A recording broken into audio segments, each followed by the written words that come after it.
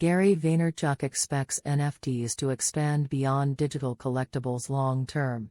Welcome back to Chain Reaction, a podcast that unpacks and dives deep into the latest trends, drama and news with some of the biggest names in crypto, breaking things down block by block for the crypto curious. For this week's episode, Jacqueline interviewed Gary Vaynerchuk, better known as Gary V. He is the chairman of Vaynerchuk and CEO of VaynerMedia and NFT collection VeeFriends.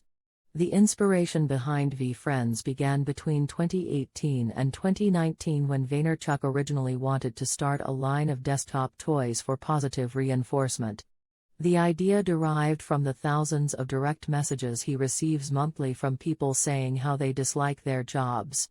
One day, after reading like 5 or 6 of them and going to the laboratory in my office, I walked past like 10 desks, Vaynerchuk said. Every one of the desks I walked by, my employee had little Simpson figures, little Marvel figures, little anime figures. So originally he was going to launch a toy line, but COVID-19 happened and the NFT boom began, which was where Vaynerchuk merged his plan through the digital asset sector. I did have a big audience, but I focused on real-life utility, Vaynerchuk said. At first I thought I was building Disney, now I think I'm building Sesame Street. I want to create a universe, and I thought the technology of NFTs was an incredibly fun way to start that. The future of NFTs and IP. While some major NFT collections, like Pudgy Penguins and Bored Ape Yacht Club, are expanding their intellectual property beyond the digital world in areas like toys, apparel and more, Vaynerchuk doesn't think that move is the right one for every project. I don't think everyone is capable of that. You have to be self-aware of what you're good at or not, but it is something everyone should consider because it provides a lot more opportunities.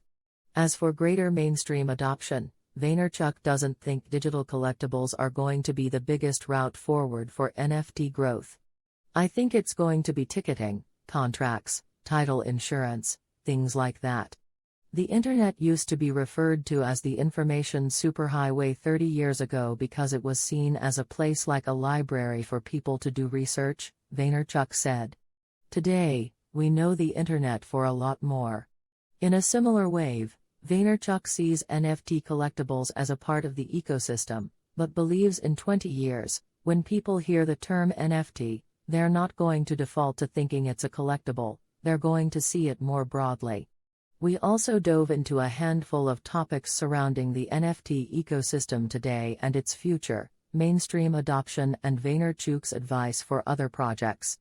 For additional context, Vaynerchuk is a 5-time New York Times best-selling author and previously created Wine Library, one of the first e-commerce platforms for alcohol, in the early 2000s. In 2009, he co-founded VaynerMedia with his younger brother AJ. Fast forward to today, and the company services clients like PepsiCo, GE, Johnson & Johnson, Chase and others. He is a die-hard New York Jets fan, and plans to buy the team one day, as well as an investor in a handful of major companies like Twitter, Venmo and Facebook, which we talk about in the episode as well. Chain Reaction comes out every other Thursday, so be sure to subscribe to us on Apple Podcasts, Spotify or your favorite pod platform to keep up with the latest in Web3 and crypto.